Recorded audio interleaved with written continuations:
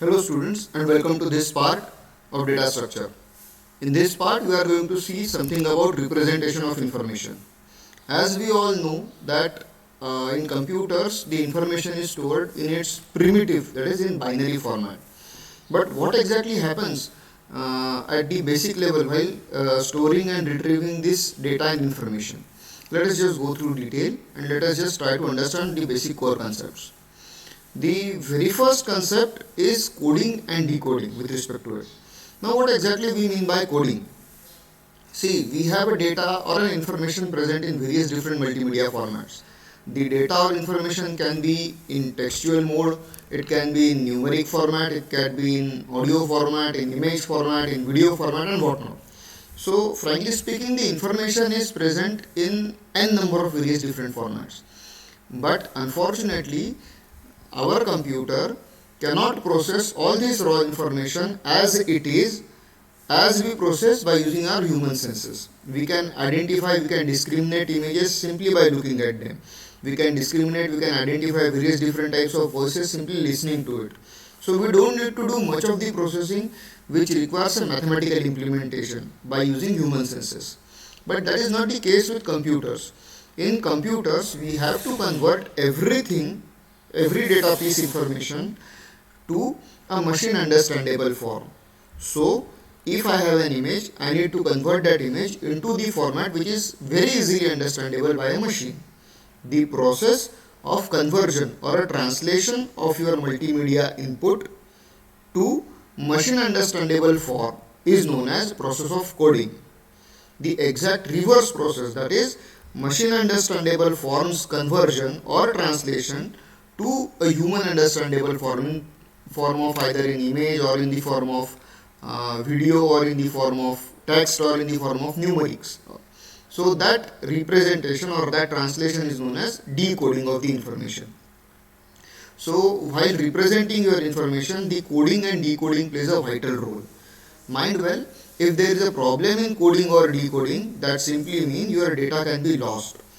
If there is a problem in coding or while decoding, your data might get tampered or you will not get the desired output which you would have got if your data coding and decoding would have been proper.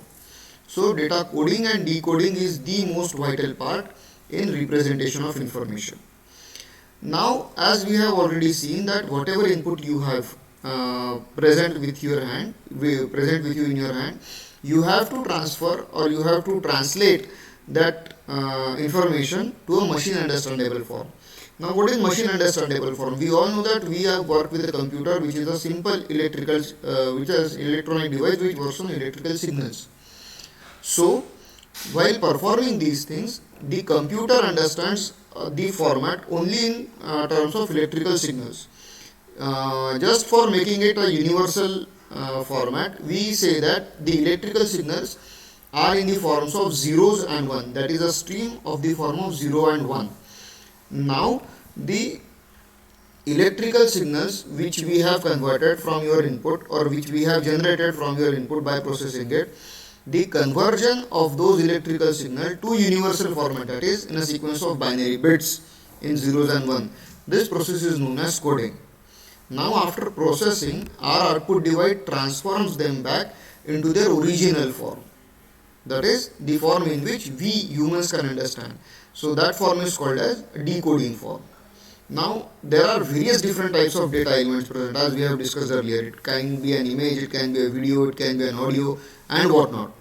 Now just for the sake of simplicity, we will be trying to focus our discussion, we will be focusing our topic with respect to only two types of data formats, that is textual data format and numeric data format. That is the data format which represents text, various different sequence of characters, and the data format which represents your numeric values. So based on these two, we will be moving further. We will be seeing how coding and decoding system works for your text data format or text information or with your numeric information. Everybody knows that while working with text and while working with numeric information, various different standards are being used. Let us just try to see and discuss all those standards one by one. if we try to see and implement the standards for textual input, we know that there are about 5 code systems which are used to represent alphabetical symbols. That means there are 5 different standards through which we can encode our characters or encode our alphabets into machine understandable streams of 0 and 1. Now what exactly are these things? They are ASCII, extended ASCII, ABCDIC code, Unicode and ISO. Now based on your textual information, we convert our data based on requirements, based on availability and based on standardization of use. We choose the format out of these 5 formats accordingly. Now let us discuss these all formats one by one. Let us see what exactly an ASCII is. ASCII is American Standard Code for Information Interchange. It is a 7-bit code. Basically, why exactly we are saying these are codes? Because we are translating your textual input into some machine understandable form, correct? That is what exactly a process of coding is. So let us simply say if I have a character A as an input, I will represent that A with some stream of zeros and ones. Now with what stream of zeros and ones I should represent it? So there should be a standard present for it, correct? So who have given standard for it? The ASCII have given a standard for it. That simply means if I get a character asterisk, then the asterisk will be associated with some number and the binary representation of that number will be its ASCII code. 7-bit binary representation of that number is its ASCII code. For example, if I am talking about A, then 64 is the number associated with it, and then the representation is made accordingly. So with respect to this, how many characters or how many symbols I can access by using an ASCII? We know that an ASCII is 7-bit code. So how many numbers max to max it can represent? It can represent 2 raised to power 7 numbers. We know what is 2 raised to power 7? 2 raised to power 7 is, I think 2 raised to power 5 is 32, 2 raised to power 6 is 64, 2 raised to power 7 is 128. So maximum 128 numbers are represented by using ASCII format. Now these 128 numbers are those symbols which we frequently use and they are coded into ASCII. Say for example, if I press a key H on my keyboard, then a number associated with this based on ASCII's table, that number is represented by stream of 1 and zeros. So that 1 0 stream for H is its ASCII representation, as simple as that. Correct. Now what is extended ASCII? Extended ASCII is nothing but an ASCII code but with one extended extra bit. Now why this extra bit is there? Common sense. ASCII is 7-bit. So 2 raised to power 7, that is the maximum capacity of ASCII characters representation. What if I make it 8-bit? So that is 2 raised to power 8 numbers can be or symbols can be represented along with it.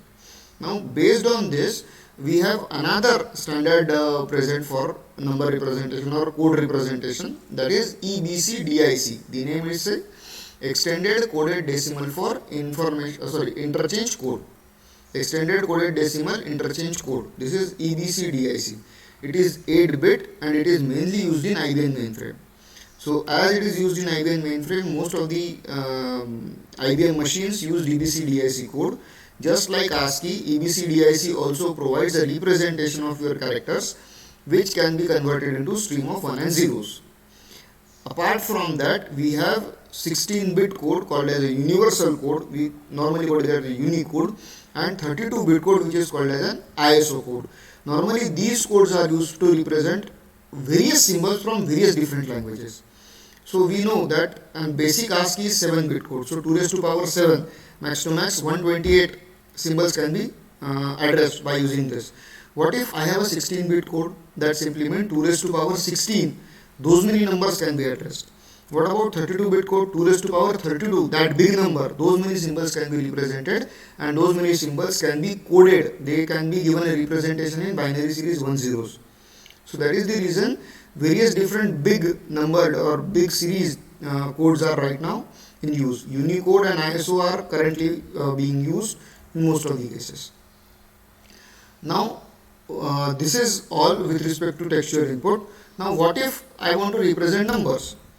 First, the very important question and very common sense question pops in my mind is, if I can represent 128 symbols including all characters, all special characters and all numbers from 0 to 9, then why do I require various different formats for my numeric input or numeric input? Can my ASCII work with numbers? So yes, answer is simply yes. Your ASCII code can encode your number to the ASCII representation format. But is it usable? So the question is of usability.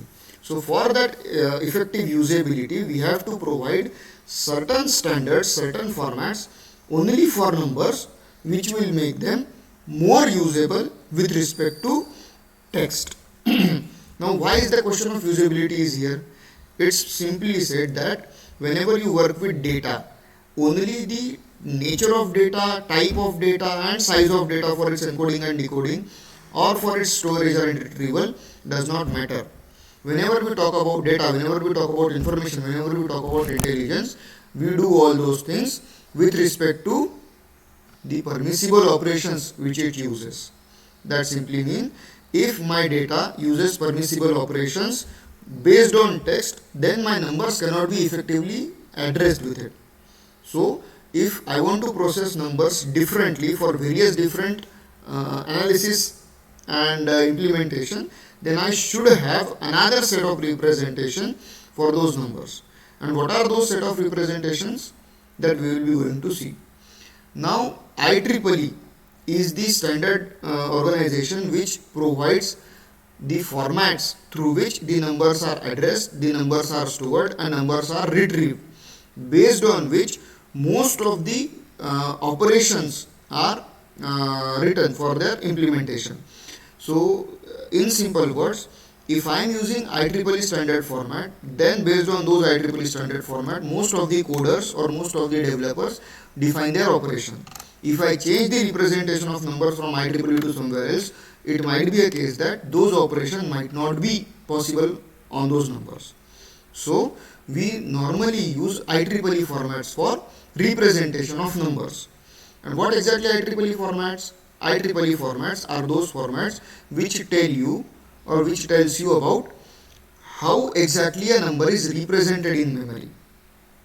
Now you might ask that is an extremely simple thing. How a number can be represented? We know, we have studied a subject called digital circuits. We know how to convert your number to a binary system, and by simply allotting a memory to a binary number, a simply series of 1 and zeros will be enough for storage and retrieval or for encoding and decoding for the binary numbers. But frankly speaking, that is not the case. If I am storing and retrieving the binary numbers based on this thing, then there might arise a various several issues which will be erroneous or which will cause an exception while performing various different operations. Let me give you a simple example.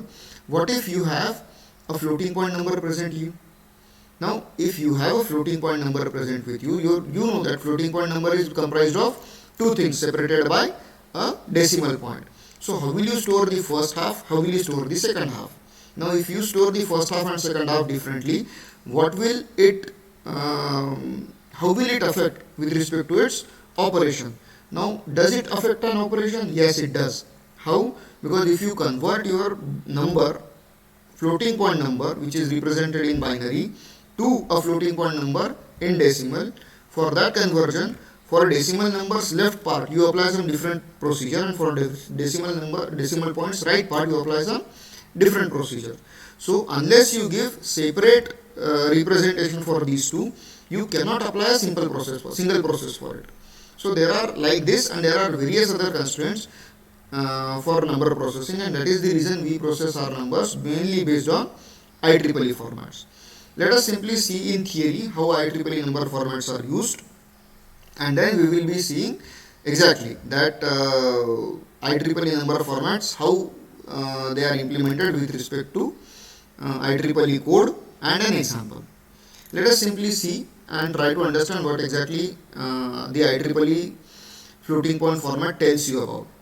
I think in this slide you are able to see something, an array we will call it, of 32 bits or 32 memory locations, correct, But before processing with that arrow, let me tell you about exponent and fraction. These are the two terms which are very mostly implemented in IEEE floating point formats.